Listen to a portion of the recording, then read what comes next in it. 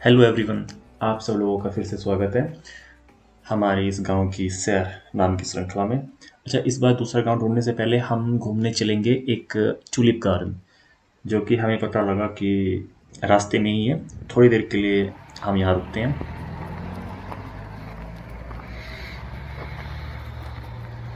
Holland जाने की ज़रूरत ही नहीं पड़ी ट्यूलिप गार्डन घूमने के लिए।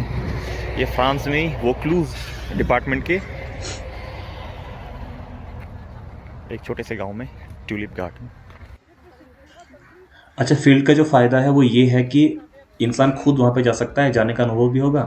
और खेत वाले को अपना पैसे वैसे दो जो भी देने हैं, और बना लो अपना खुद का गुलदस्ता।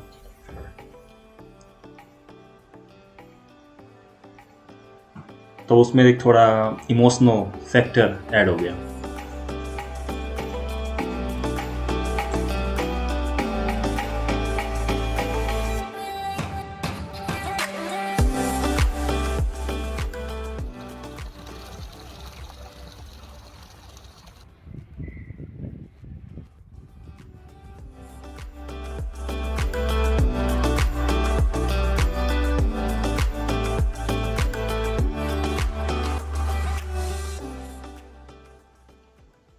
अच्छा, आज का जो गांव है जिसको हम विजिट करेंगे, ये पहले वाले गांव के पास का ही गांव है। इस गांव का नाम है घ्रिन्यो। और कोरोना वायरस के होने की वजह से यहाँ पे भी टूरिस्ट फिलहाल इतने नहीं हैं, और थोड़ा सा खाली खाली सा ही है गाँव।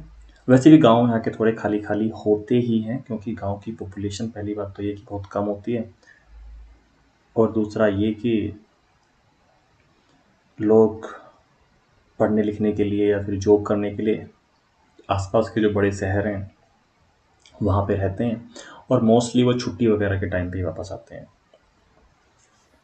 वैसे गांव बड़ा बड़ा फेमस है, ये गांव टूरिज्म के लिए भी काफ़ी फेमस है ये गांव। और जैसे कि मोस्टली यूरोपियन कंट्रीज़ में जो जितने भी गांव होते हैं वो थोड़ी सी एक हाइट पे, एक तो टोपोलॉजी थोड़ी सी इस तरह की है, ज्योग्राफी इस तरह की है यूरोप की, कि छोटे छोटे पहाड़ वगैरह वहाँ पे होते हैं। तो मोस्टली गांव उन छोटे छोटे पहाड़ों, पहाड़ तो नहीं कहेंगे लेकिन जो भी कहेंगे, क्या कहें उसको, छोटा पहाड़ कह लो और क्या, छोटे पहाड़ के ऊपर टॉप पे बनते हैं।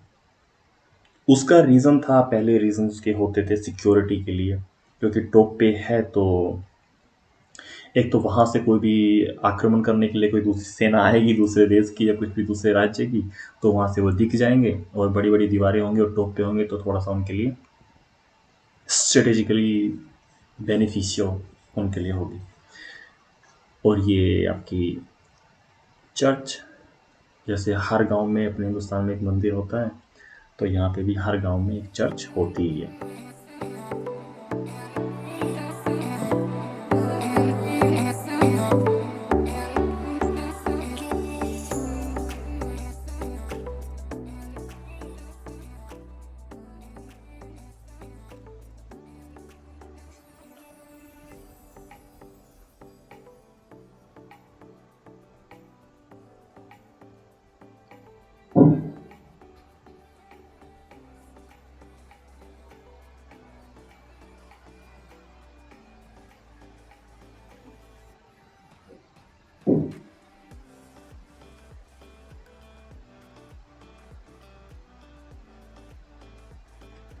और दूसरी जो खास बात है यूरोप के गांवों की, वो ये है कि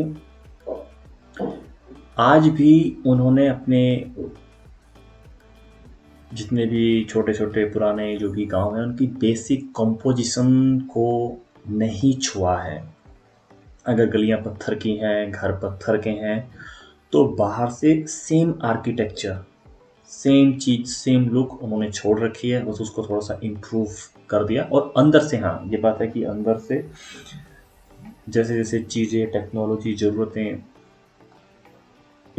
ज़रूरतें बढ़ी, तो उनके हिसाब से उन्होंने अंदर से चीज़ों को मॉडिफाई किया है।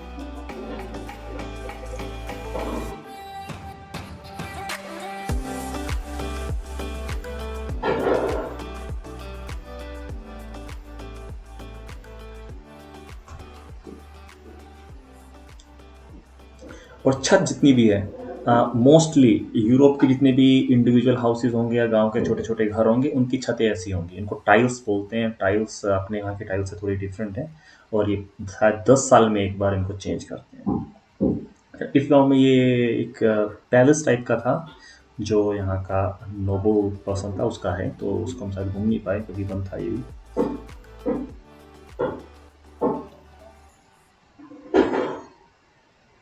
और दूसरा जो मैंने बताया ही था कि मोस्टली यहाँ के गाँवों की जो इकोनॉमी है वो टूरिज़्म पे ही बेस्ड होती है, और टूरिज़्म नेशनल भी है, इंटरनेशनल भी है। आसपास के जो शहर हैं उनके लोग भी घूमने के लिए यहाँ पे आते हैं, काफ़ी आते हैं। तो उसी हिसाब से ये खासकर फ्रांस में तो 1960-70s में एक तो रूरल टू अर्बन माइग्रेशन को थोड़ा सा रोकने के लिए, नहीं स्लो डाउन करने के लिए, और जो यहाँ की पॉपुलेशन है उसको भी मेंटेन करने के लिए सरकार ने कुछ पॉलिसीज़ अपनाई थी, कैसे गांव की इकोनॉमीज़ को भी डेवलप किया जाए ताकि लोगों को यहाँ से बड़े शहरों में ना जाना पड़े।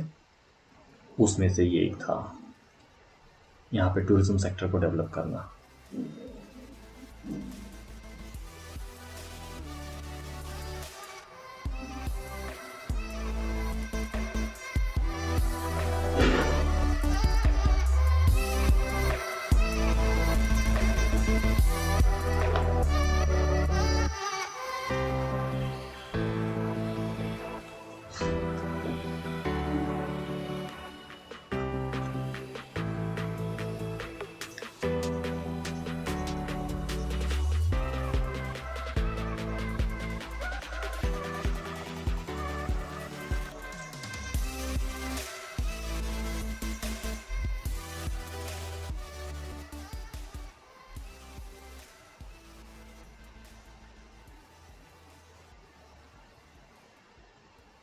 ये जो आर्क है ये गेट एक्चुअली है। गांव में एंट्री होने के जो भी चारों दिशा में या फिर 3 या 2 दिशा में, जो भी मोस्टली 4 में होते थे, जो गेट्स होते थे इस तरह से एक आर्क के साथ में, और थोड़ा सा काफ़ी बड़ा गेट जिसमें ऊपर किसी सैनिकों की मतलब पोस्ट हुआ करती थी सिक्योरिटी के लिए। तो एक ही मेन गेट हुआ करता था गांव में एंट्री के लिए। और उसके बाहर जो भी मेन स्ट्रक्चर, ये गांव का जो बेसिक हिस्सा है, उसके बाहर जो भी कंस्ट्रक्शन हुई है वो नई है। नई कहने का मतलब है कि पिछले 50-60 साल के या 100 साल के अंदर।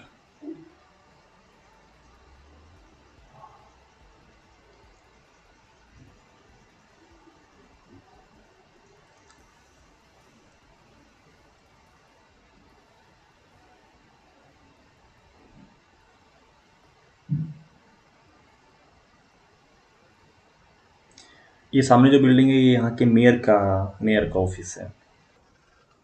दूसरा, गांव में छोटी छोटी दुकानें, वो डिपेंड करता है कि गांव के साइज पे, लेकिन हर एक चीज़ की कम से कम एक छोटी दुकान होती है।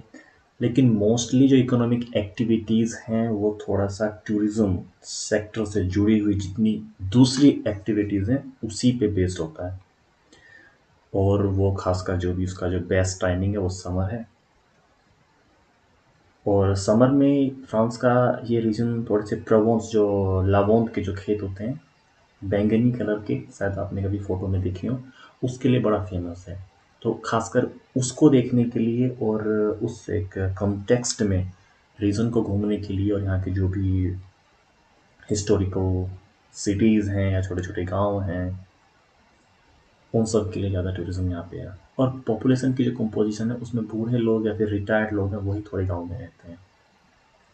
तो आज हम अपने गांव का टूर इसी के साथ में ख़त्म करेंगे। आई होप कि आपको ये गांव अच्छा लगा होगा, लेकिन यहाँ पे मैं शायद दोबारा से जून जुलाई में आने की कोशिश करूँगा ताकि ये अपने पूरे चार्म पे हो, और उस चार्म के साथ में मैं आपको ये चीज़ दिखा सकूँ। तो तब तक के लिए आप सब लोगों को मेरा नमस्कार।